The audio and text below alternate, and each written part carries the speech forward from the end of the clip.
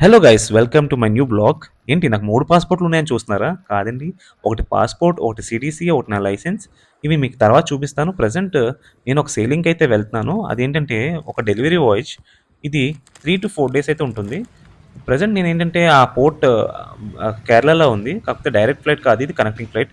మాకేంటంటే కంపెనీ ఇంటి దగ్గర నుంచి కాడ నుంచి ఎయిర్‌పోర్ట్‌లో ఫ్లైట్ కాడ నుంచి హోటల్ స్టేయింగ్‌కి, షిప్ ఎక్కే వరకు మొత్తం వాళ్ళే చూసుకుంటారన్నీ.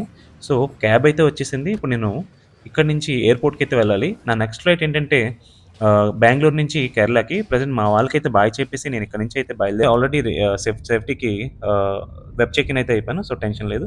సో, సెయిలింగ్ కోసం చెప్పాల్సింది ఏంటంటే ఇప్పుడు నేను వెళ్తుంది ఏంటంటే ఒక టగ్ బోట్. ఆ టగ్ బోట్ ఏంటంటే డ్రై డాక్ తీసుకెళ్ళాలి. ఆ డ్రై డాక్ ఎక్కడుందంటే మహారాష్ట్రలో రత్నగిరి దగ్గర ఉంది ఆ పోర్ట్. సో, రత్నగిరి పోర్ట్ అది. మీకేంటంటే ఈ ప్రాసెస్ ప్రతీదీ నేను పిన్ టు పిన్ ప్రతీదీ రికార్డ్ చేయడానికి మాక్సిమం ట్రై చేస్తాను. అసలు నార్మల్‌గా షార్ట్ డెలివరీ వాయేజెస్ ఎలా చేస్తారని